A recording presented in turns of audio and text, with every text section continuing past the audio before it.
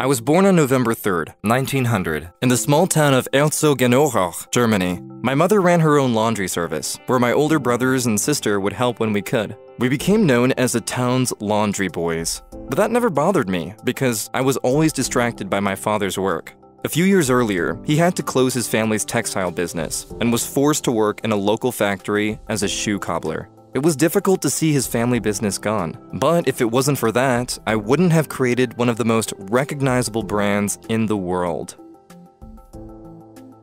Since I can remember, I've always had a strong love for sports, and it was something I was great at. Not just one or two sports either. Track and field, skiing, soccer, football, boxing. I loved everything about every sport, but I was always bothered by the same thing in every sport: the shoes. Keep in mind, this was 1918, and back then, shoes were just shoes. To me, it seemed wrong using the same shoe for sprinting and soccer, as each sport was different. So, I set out to revolutionize the sports world by creating professional, specialized sports shoes that would improve performance. Unfortunately, my visions were halted when World War I broke out, and I was drafted into the war. I wasn't even 18 yet when I got drafted. It was something that changed how I would live the rest of my life, and promised myself to never waste another minute on something I didn't fully believe in. So, the moment I got back, I converted my mother's washroom into a shoe workshop. And along with my close friend, we built our own machinery from a bicycle, since Germany was in an economic depression. It was one of the most difficult times in my life, not knowing if what I was doing was right, whether I'd succeed, or if my ideas would work or amount to anything. But this is what I believed in, and it was what I was meant to do. One of our first shoes would be used for track. I experimented with many different types of materials ranging from kangaroo leather to shark skin. But in the end, I settled on cowhide and attached nails that we hand filed down into spikes to the bottom of the shoe. When I showed people, many thought it was funny or a fluke, claiming it didn't work. I ignored their words, believing in the product, and continued my work. Fortunately, my older brother saw the potential and joined me, as he was skilled in business and marketing. We created the Dassler Brothers Sport Shoe Factory.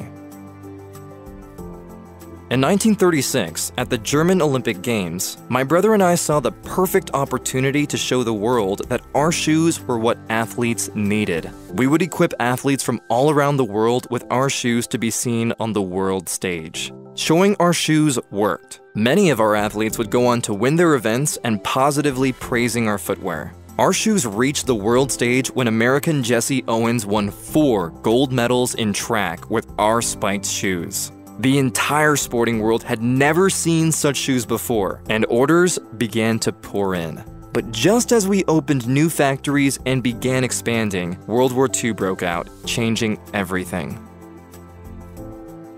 In order to keep the business alive, we were pressured to join the National Workers' Party, or risk losing everything and putting over 100 employees out of work. I was deeply saddened by everything. What mattered to me most had always been sports and its ability to bring people of all colors and nationalities together, not wars that tore families and people apart. My brother and I were drafted, but unlike my brother, I was released early in order to run the business. We tried to manage our split through letters, but my brother felt I wasn't handling the business well, and we began fighting more often. Eventually, after his return from the war, we decided to split ways, never speaking to each other again. He would become one of my biggest rivals with his own company, Puma.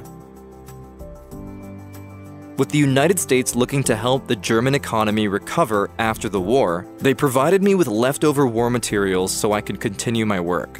I had a workforce, materials, my innovative spirit, but was missing a name for my shoes. I wanted to name it with the first 2 letters of my first name and the first 3 letters of my last, but that was already taken. So when registering, I decided to add an I in between, officially naming my sports shoe company Adidas. It was fitting since my nickname was already a D anyway. For the logo, I remembered I had created a football shoe with 3 stripes on the side added for stability. I thought it was the perfect symbol showing our innovative spirit as a trademark for our products, and that later became the famous 3 stripes.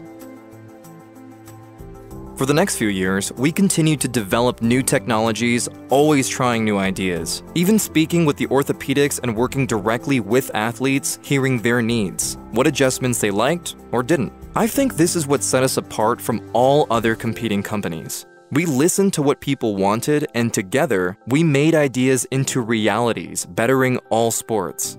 People like Muhammad Ali and creating legendary boxing boots or the revolutionary Stan Smith tennis shoes that would later become a fashion icon showed the world that one shoe doesn't fit all. It was always about the shoes and the people who played the sport. The athletic competition, the trade, and part of the lifestyle, the way it brought people together, creating winners and losers, and then witnessing those who lost triumph and became greater pioneers of our time. It is our simple belief that shoes are more than just tools. They are the embodiment of entire generations as a symbol of ingenuity, but most of all, the determination never to give up. My name is Adolf Adi Dassler, and I created the sportswear company, Adidas.